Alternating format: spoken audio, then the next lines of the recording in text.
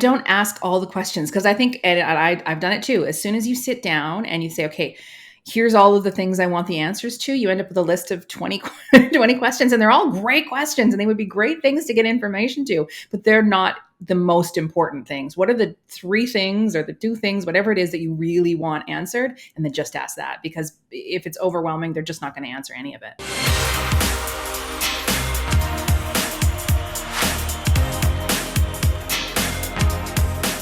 All right, everyone. I'm so excited to have Kristy Carruthers here. She is an award-winning entrepreneur, speaker, mentor, host of the One Step Empire podcast, and creator of the She Corporated magazine. She's my personal friend and one of my most favorite members of the PR Starter Pack. And you're going to hear all about how she inspired other people with pitching her own story. So thank you so much for coming onto the podcast. Thanks for having me, Gloria. Now, you came to me about a year ago. In your previous company, you've founded so many ventures, but I want to talk about all of the different media features that you've kind of done by just pitching and mastering your narrative. So can you share very quickly, just list off all the different media placements or podcasts or TV spots that you've done? Sure. Yeah. So with my current company, with She Corporated, I have been in Thrive 4 or 5 times, and then Entrepreneur Magazine 4 or 5 times as well, and on several podcasts. And I couldn't give you the names of them, unfortunately. But and then of course I have my own podcast, and then we have our own magazine as well that we've been taking contributors for. So we've been kind of across the spectrum. That's awesome. And I know that you and your co-founder of your previous company also had a TV spot, right? Yeah. She actually has quite a few TV spots that she's doing, like morning shows and that sort of thing. And there's been blog posts and I think Thrive as well. And yeah, a number of placements there as well. Yeah, that's amazing. And, you're a multi-passionate entrepreneur, still very small business, not really, you didn't come from PR. What made you decide that you wanted to do PR on your own instead of maybe pursue paid media like ads? Budget. It came down to budget.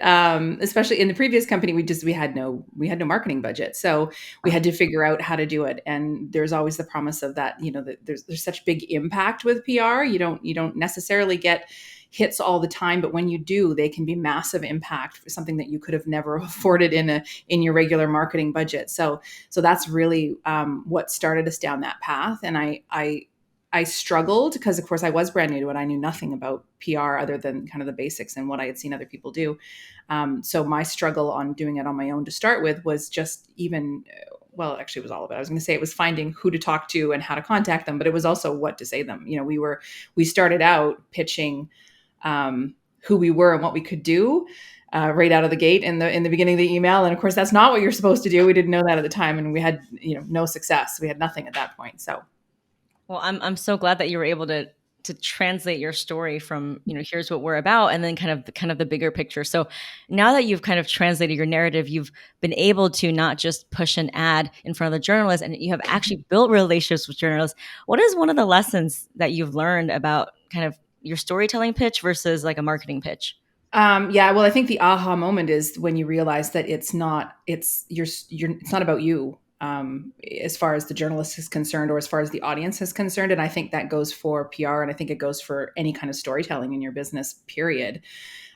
You can be telling your story, but at the end of the day, it's how that impacts the listener and why they should be interested in it. That's really the key. And I think that was the moment when we realized, and with your CPR method and with, all of the training that went along with that the most important thing to the journalist is how this is of interest to their readers. And that's what you've got to lead with. And I think that really kind of turned it around. And even how I wrote the articles when I was contributing to Entrepreneur, yes, a lot of them were personal stories or lessons learned in business, but they're angled at why this is important to the person that's reading it. Yeah. So can you give us an example of how to do that? Because I think a lot of founders think what they're doing is impactful and is important. So how can you how can you do the storytelling in that way where it is relevant to the journalist? Sure. Well, I mean, in the pitch, it's leading with, why it's important to them, just like in your method. I think in the stories, it's really connecting with the audience on the level of where I am now is not where I started, and maybe they're where I started. So it starts with the mess, and then showing them, where you end up. And I think that's why a lot of the stories that we did on Entrepreneur, resonated, because it started with the mess. It started with, I'm here, and you might be here too, but this is where you can go. If I did it, you can do it too, kind of thing. I love that. You're inspiring people. You're a part of the solution. Can you give us an example of what you mean by this is the mess? So like what did the subject line say? What did the headline of the story say?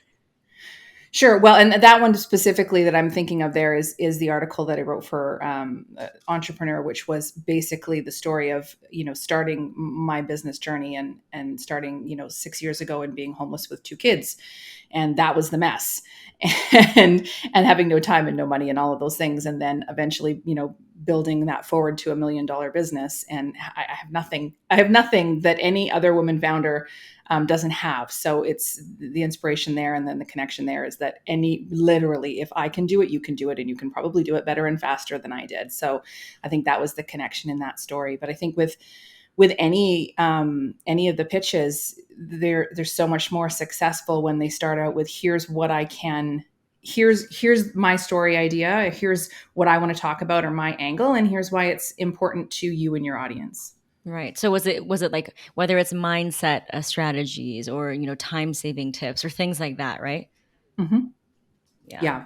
Yeah. And my pitches tend to be, especially for this company, it's stories to do with, building your business, or, finally taking the leap, that sort of thing. And of course, right now, that's especially relevant because it's, the mass resignation, right? Everybody's going out and doing their own thing. So tying that in and making it just crystal clear as to why this particular story is important right now. Awesome. So obviously someone's watched a masterclass on the CPR method. So lead with relevance first. I think a lot of people in the pitch are like, "Hi, my name is Gloria and here's what I built. 8 years ago, me and my grandma were in the kitchen." Like you're saying, no, lead with this is what's happening. What about using a statistic or throwing a data set at them? Have you done that? Has it worked? Yes, absolutely. And I have actually had pitches, and it's all a process, right? The first pitch you said no is going to be, worse than the second pitch, and they're just going to get better and better as time goes on. And I've had pitches come back to me, and they said, okay, we like this, but we need some hard data. Can you add some hard data in this and send it back to us? And I've done that before. And that's more when we've gotten a little bit past the pitch and more into the actual story phase. They want to see some hard statistics from, legitimate sites, et cetera, to link to. But yeah, it's super important. I love that because journalism's not dead, right? They have their editorial integrity because they need to vet and validate their story. So talk to me more about the data. A lot of times people think, well, I don't have data and I'm not a data scientist. Can you just take a report from like a, consulting firm or even Google like a report, or do you have to have your own data? Well, I think we all have our own data, really. I mean, and I think you're going to want to back that up. But you could do your own. I think you've had people do this where they do their own surveys, right? They get their own information. I mean, whoever you are, whatever you do, you have your own group of contacts or your own audience that are special to you, unique to you for some reason. That's your advantage. So if you can take that data and then you can back it up again with, I mean, I can pull my audience, which is all early stage women founders, and get some specific data and then back that up with something from, national statistics, et cetera. Yeah. Absolutely. So that's good. So use both if you can. Now, in terms of doing a survey, I get this question a lot is how do I find people to actually do the survey and how do I know what to ask? Hmm. Well, and I talk a lot about surveys too with ours, because I think all good marketing, any good marketing starts with information, right? If you're starting with bad information, you're going to have terrible marketing, and you can throw all the money at it in the world and it's never going to get any better. So I always say it doesn't even matter if it's an Instagram poll, if it's a Facebook survey, you can send out something formal like SurveyMonkey. It doesn't really matter as long as you're asking for the information. You don't have to have 1,000 people answer you. You need a decent sample size, I would say, to make, at least, 10, 20 people to make it make sense to start seeing trends. But I think with all things marketing and with PR, yeah, absolutely. You can start with your data. You can keep it simple. I think that the key to getting answers is to make the questions really clear and to keep it as short as you possibly can. And if you can incentivize people to answer it, even better, right? Because you think about all the things you get in your inbox that you kind of skim by. So if there's a reason for them to take those few minutes to answer your questions, then that's going to help you as well. Yeah, I love that you said it can be as simple and casual as an Instagram poll. I think a Mhm. lot of times founders make up all these barriers and hurdles.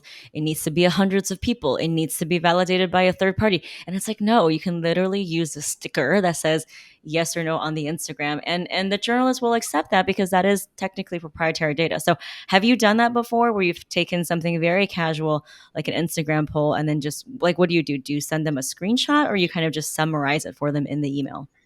Yeah, you know what? I haven't done. I haven't used data like that in our pitches specifically. When I do data like that, it's been generally more for just branding, marketing information, and that sort of thing. I don't know that I would send them a screenshot necessarily. I would just quote the data, and if they want the source, I can absolutely give them the source. But it's most people I think take that at face value. Yeah, I think so too. And another thing is LinkedIn is a great way. I mean, Vincent Fanvan, who is one of our amazing starter pack members, got on Forbes Entrepreneur Inc. He was on LinkedIn and was like, "Hey guys, I'm surveying this audience versus that audience." I think it's important to also, like you said, make the question clear, make it very easy for them to answer. And it's better to not have yes or no questions, more like how do you feel about this on a scale of 1 to 10, which is what Vincent did. It was how optimistic are you about the jobs market, right? So for someone in cosmetics, how do you feel about this spring summer trend or something like that? I'm just spitballing here. Yeah, and don't ask all the questions because I think, and I've done it too. As soon as you sit down and you say, okay, here's all of the things I want the answers to, you end up with a list of 20, 20 questions, and they're all great questions, and they would be great things to get information to, but they're not the most important things. What are the three things or the two things, whatever it is that you really want answered, and then just ask that because if it's overwhelming, they're just not going to answer any of it. Ooh, I love threes, and you know that because I write my pitches with bullet points. The great thing about threes is if the journalist isn't like the first two topics, then maybe they'll pick up on the third one. But if you do, like you said, if you do 20 things, you're not really respectful of their time, right? So it's all about us as founders shaving away at the message until we know what are the things, three things that's really going to move the needle for us. And I do this constantly in my business too.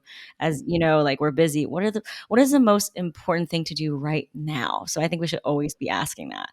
Now, you've had amazing success not only contributing to Entrepreneur, you're obviously a phenomenal writer. What if someone isn't comfortable contributing and they'd rather just be interviewed, for a publication? So what, like, do you have any thoughts about like what's better, or should people try to do both, which is contribute and be interviewed?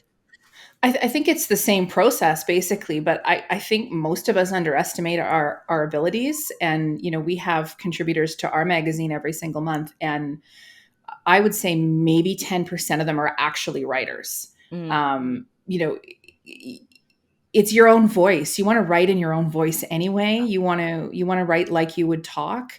And that's what makes it unique. Yes, you need to edit and you need to look at the grammar, you need to look at all of the things, but this isn't, I think it's important to acknowledge that you have a voice that nobody else does, and it doesn't. You don't have to sound like that person in your head that you think you need to sound like. So I think more people could actually write than believe that they can, if that makes yeah, sense. I think so too. And no one knows your story like you, right?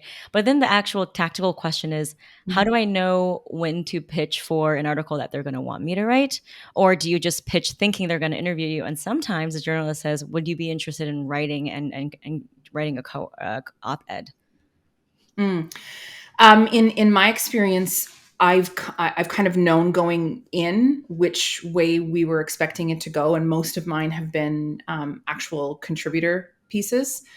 I honestly, I would take either. If I could get that contact and they want to hear from me, Yeah. and maybe I was expecting to just have an interview and they want me to write something, absolutely. And you know what? If I'm not comfortable writing it myself and doing the finished article, then you know somebody that knows Yeah. how to edit. You've got a friend that can check punctuation and spelling and sentence structure and all of those things. So I say you take whatever they want from you for this if they're going to give you the exposure, Yeah. and you make it happen. You say yes, and then you figure it out later. Yes, say yes for sure. Even if it's not, even if it's like a mistake. Yeah, I can Yeah, talk about pet products. Sure. I'm just kidding. absolutely. Let me just call somebody. I had someone who also, obviously in the starter pack you have, thousands of media contacts, but it was the story that I wanted her to pitch was about, what's happening with Asian Americans. And so instead of pitching something about her beauty line, Cosmo wanted her to write about her experience in Hollywood working as an Asian American makeup artist. And she was Yeah, invited to write an op-ed, and that was on the front page of Cosmo. Of it's Cosmo, amazing. right? And Take so it. sometimes you think you're going to pitch a story and they're just so interested in your own personal backstory that they're like, tell me more. Would you actually be interested in writing an op ed? So, for those who are listening, there might be people who don't know what an op ed or a contributor article is. So, can you walk us through maybe a typical journey of the timeline and the steps involved for that?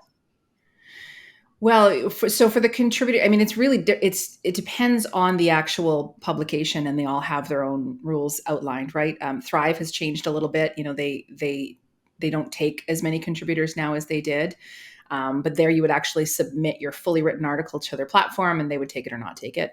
Entrepreneur has a couple of different levels, and you will submit the fully written article, and then they'll come back to you and say, yes, this is great, we want it, or no thanks, not interested, or yes, we want it, but we need some changes. Timeline takes a little bit of patience usually, that I've found. As far as the contributed articles, it's going to be a process over a matter of weeks, not a matter of days.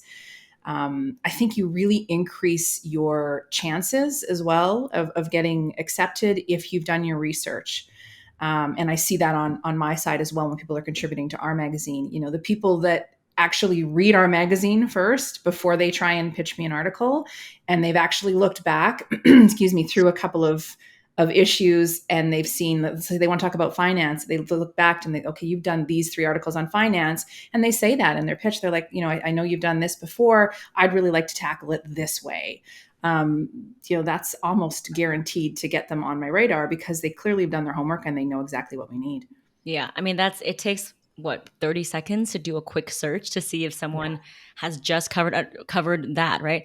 I just released a podcast episode about what the 5 mistakes not to do, and one of them is, for me, like I wouldn't pitch a podcast if they just had a PR person on last week, right? Yeah. So just do your research, make it short and concise, use the CPR method, listen to what Kristy said. Now I want to shift a little bit to talk about mindset, because Mhm. everyone that you and I know in our community, they are everyday amazing small business heroes, but they're wearing all the hats, right? They're moms, they're maybe it's a side hustle. So they don't have the confidence maybe or the resources to feel like they can pitch. How are you able to feel like I deserve to be an entrepreneur, even though I'm not like a hundreds of millions of dollars backed, VC fancy company? How did you get yourself to that point?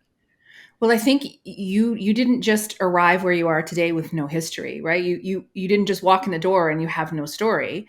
We've all done a dozen things before we got here, and whatever it was, that's what led you to where you are. And you have a unique story to tell and a unique perspective that nobody else has, for whatever reason, whatever that background was that got you here to your new business. So even if you only have a month under your belt, you're just getting started, or a year under your belt, whatever it is, with this business, you have perspective and story from before that you can bring into it. And I think that's what a lot of us forget. Yeah, and even if it's not, you know, groundbreaking proprietary, it's fine because we're not looking to give someone something they've never heard about. It's all about adding a new perspective to a topic people already care about. So like for you, it's female founders, it's the great resignation, a very saturated and honestly overdone angle, but you are Mhm. still able to add your unique perspective on that, whether it's citing a data point from someone else or using your own data.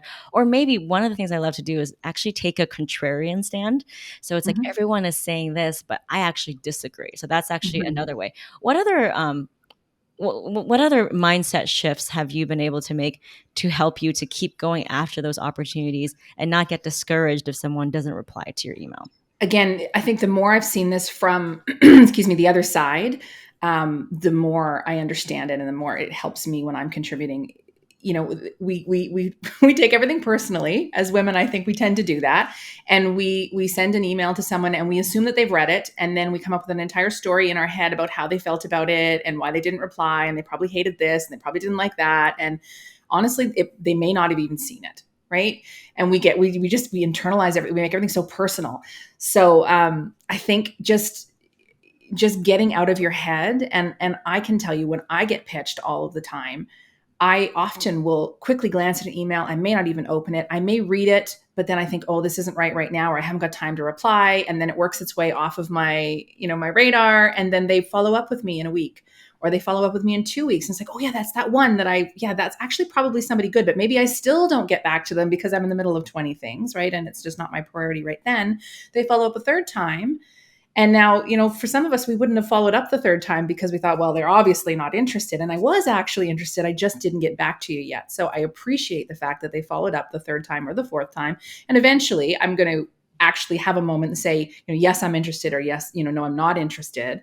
But please, please, please follow up, because we're all busy, and it's not a reflection on how I feel about you if I don't get back to your email, right? Yeah, it's so refreshing to be on both sides, because we both have Mm. podcasts now, and I also get pitched, and it's exactly the same thing. Someone will pitch me, I'm running with my dog. Oh, this is great, and then I get looped into a meeting, and then a month goes by. Now, if that person followed up with me, I could have probably published sooner, right? So it's all about the follow-ups. I've never had a single person in my PR community, or even from my own experience, get published without a follow-up. So let's really talk about the follow-ups. So now you've kind of destroyed the misconception that, oh, well, I'm going to be bothering the journalist, right? Because have you ever had a journalist say, like, you cannot follow up with me? No. No, never. Yeah, Right. absolutely. You're doing them a favor. They need Yeah. they need us they need, they need stories. They need people's perspectives, and they're busy. So you're helping them by getting in touch. I love it now when I get people pitching me podcasts, because it means I don't have to go out looking for those people. They're Mm, coming to me and I can say, yes, this works, or no, this not going to work, but it's way less work for me if they actually pitch me than I have to go search for people. yeah. I mean, I'd rather lean on the side of being more persistent than doing something half-ass, right? I have Mhm. someone pitching me like in email and LinkedIn like every single week. It's been probably 12 weeks and they still follow up with me. And I'm like, maybe I'll give this a shot. So I'm not saying it's going to take you 12 weeks, but there is something to that tenacity, that perseverance, the energy of you saying, I know my stuff is good. I don't care what it takes. I'm going to get it in front of you because this is really good stuff here. It's going to help a lot of people. So, in terms of follow up, obviously with email, you know this, and everyone who's listened to the podcast knows this. Do not send an email until you've installed an email tracking device, so you know exactly if your email is being open or not. Like, just do that. Everyone who's listening, just do that today. There's tons of ones for Chrome or Outlook. Just Google it. What's another way to follow up? Have you used social media successfully? Do you like LinkedIn? How do you follow up on social media? I don't know that I've gotten well, that's not well, I don't know that I've gotten a response specifically for PR on social media. But I think it's a compounding, right? Because they may have seen the message on social media. They haven't necessarily gotten back to me on the Instagram message or whatever it is, but eventually they got back to me in other ways. I think the key, and for anyone that's maybe organizationally challenged like I am, is tracking that and making sure that you're following up and keeping track of when you followed up and how you followed up. And what I loved about your starter pack is that you have not just their contact email, but you have their social media handles, right? So that you can get in touch with them other ways and also research them. And you have their last article, so you can do that. Like, it's all there, Yeah. and that makes it so much easier to have those conversations. And when you follow up, you can change it up too. It doesn't have to be exactly the same pitch you gave them in the email. It can be, hey, I just read this article that you did, and I sent you a pitch last week, and this is how I think we could use it, whatever, right? Just so that it's a conversation. It's not a form letter, because that's nothing that's going to it's going to get you into their inbox faster if it's a conversation and it doesn't feel like a cut and paste form, if you will. Yeah. And you're allowed to you know, send the same email over and over. But I love what you said about the fact that the news cycle is always changing. So maybe if something breaks in the news and there is a new perspective, put that in the subject line, Mhm. or like just put it takes 10 seconds to write, hey, since this story is developing, I thought I'd bump this to the top of your inbox. And that's worked wonders for so many people in the starter pack. So I love what you said about freshening up the angles, not being afraid to follow up, and just follow the news cycle. So how do you, as a founder, keep abreast of kind of what's going on in the news and get really good at writing subject lines? Getting good at subject lines is really testing and tracking.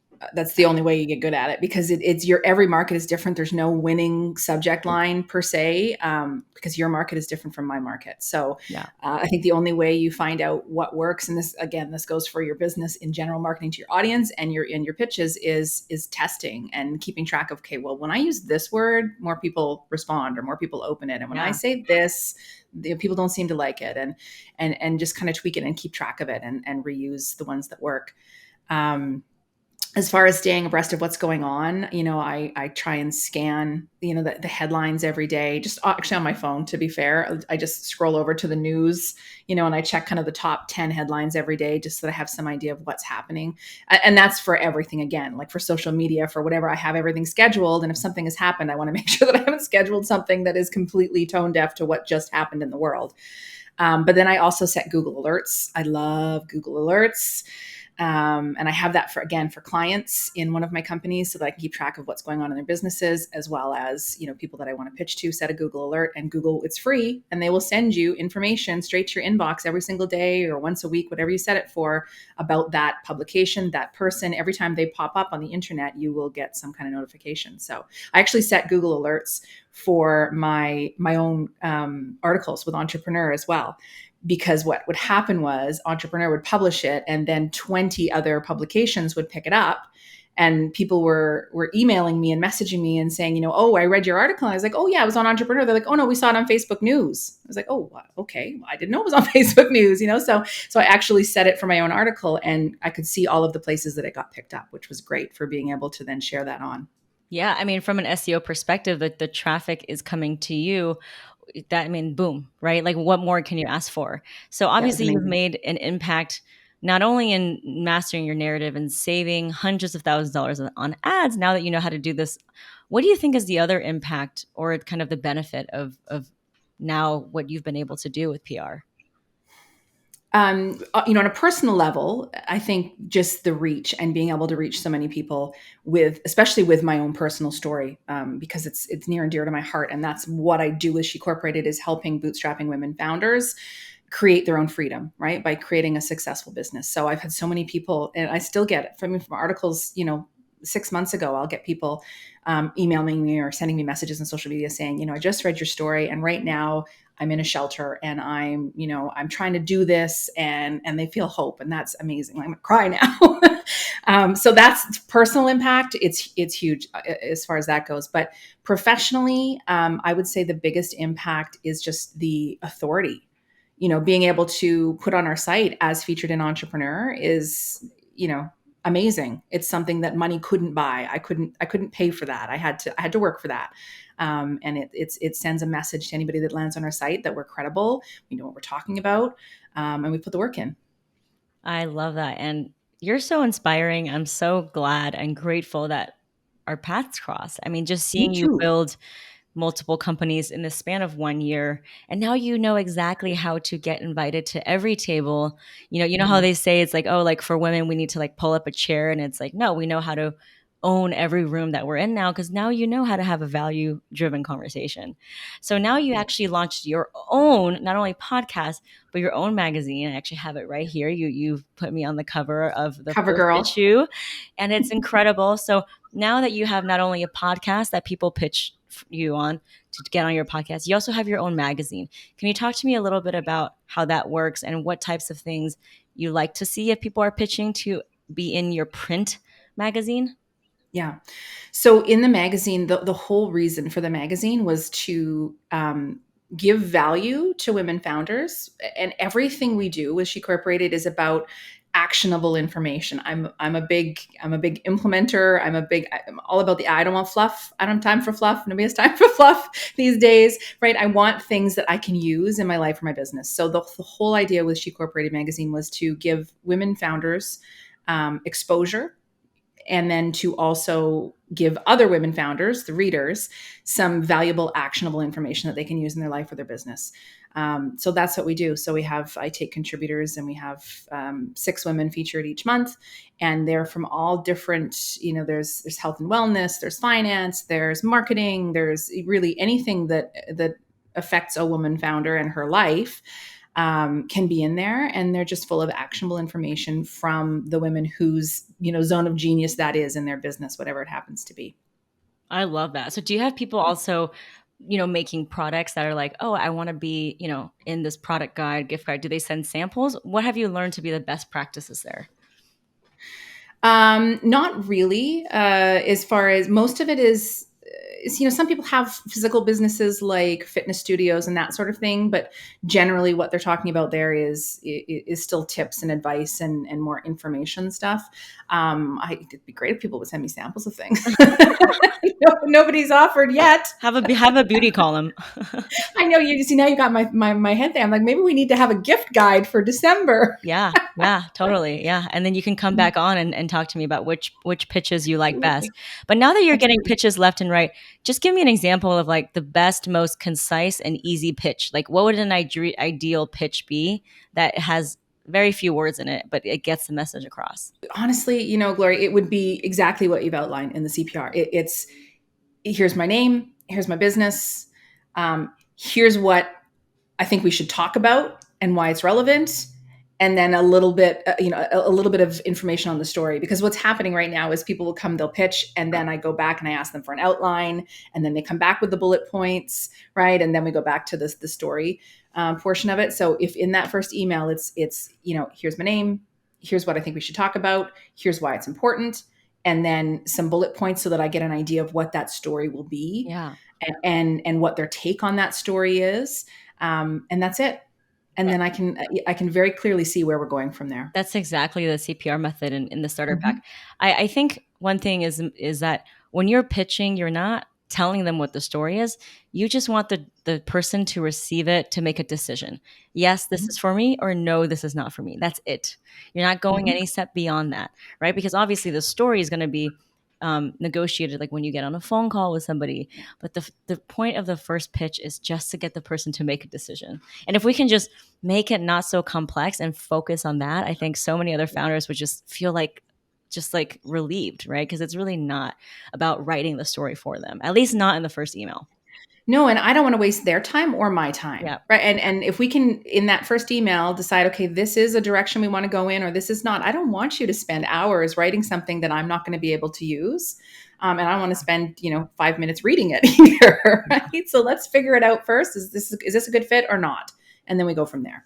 So now you're like a media goddess, right? You've been on all the things. You not only have a podcast, you now have your own magazine. What is next for you, building upon what you've learned with PR?